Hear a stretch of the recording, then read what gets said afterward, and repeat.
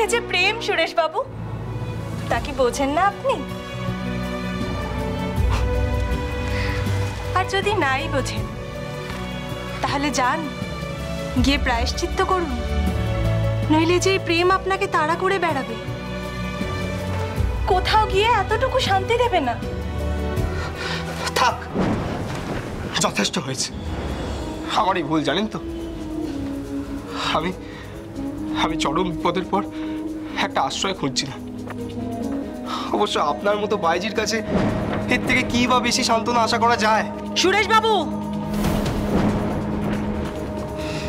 একদিন আপনি আমার অসম্মানের প্রতিবাদ করেছিলেন বলে যেদিন আপনি আমার দুয়ারে এসেছেন সেদিন থেকে আপনাকে আমি মাথায় করে রেখেছি। আমার স্নেহ, মায়া, মমতা, আমার বন্ধুত্বকে আপনি দুর্বলতা ভাববেন না। শুনুন, আমি মুজরো করে খাই, কিন্তু আমারও একটা ইচ্ছা অনিচ্ছা আছে, ভালো লাগা মন্দ লাগা আছে। আমি বাইজি বলে আপনি ভাববেন না যে আমার কোনো মতামত নেই, নইলে এই বাইজি পাড়া থেকে আমরা এই বাইজিরা না প্রত্যেক দিন অনেক পুরুষ মানুষকে লাথি মেরে ভাগাই।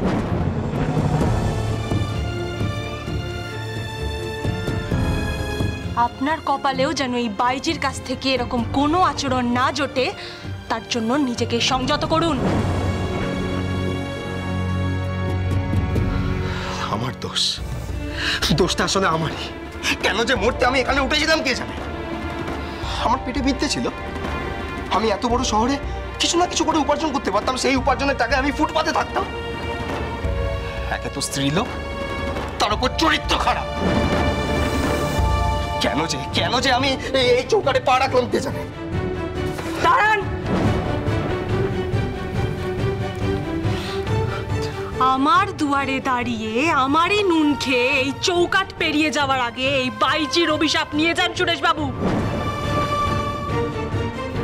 যে প্রেমকে আপনি ঠকিয়েছেন সেই প্রেমও একদিন আপনাকে ঠকাবে, আর যে প্রেমকে আপনি মেনে নিতে পারছেন না সেই প্রেমই একদিন আপনার থেকেও মুখ ফিরিয়ে নেবে। এই খারাপ চরিত্রের স্ত্রীলোকের কথাটা আপনি মিলিয়ে নেবেন সুরেশ বাবু।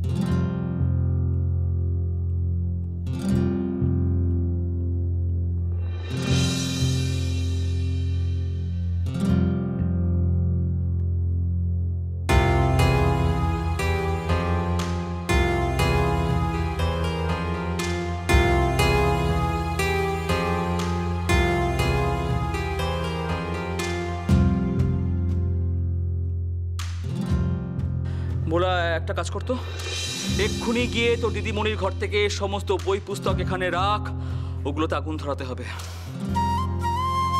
প্রত্যেকটা বইকে যেন আগুনে পুড়িয়ে ফেলা হয়, একটা বই যেন রক্ষে না পায়। তুমি এই বইগুলো পড়াতে দেবে না, তাই তো? ঠিক আছে।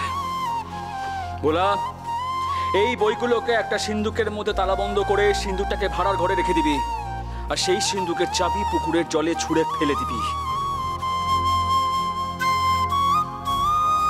আজকের পর থেকে এই বাড়িতে আমার চোখের সামনে আমি যেন কোনো বই না দেখি, এমনকি এই মেয়ের মুখ দর্শনও যেন আমাকে না করতে হয়।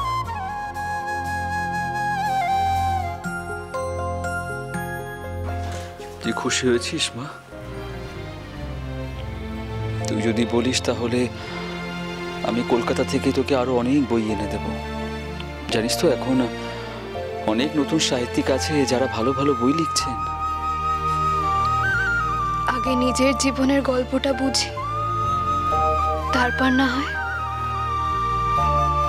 সে কি রে মা, বই তো তোর প্রাণ ছিল, তোর বন্ধু। হ্যাঁ, দিন তো জানতাম তোর মনের সব কথা তুই নোবেলের চরিত্রদের সাথে ভাগ করে নিস। তার ফলই তো ভোগ করছি মা। এখন না হয় একা একাই জীবনটা বোঝার চেষ্টা করি। কাল্পনিক চরিত্র হয়ে স্বপ্ন দেখার দিন যে শেষ হয়েছে।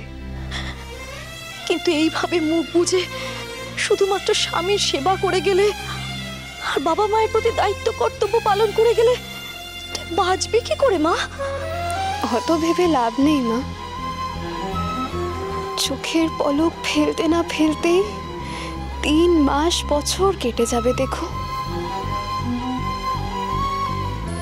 আর কে বা বলতে পারে, হয়তো এভাবেই আমার জীবনের নতুন গল্প শুরু হবে।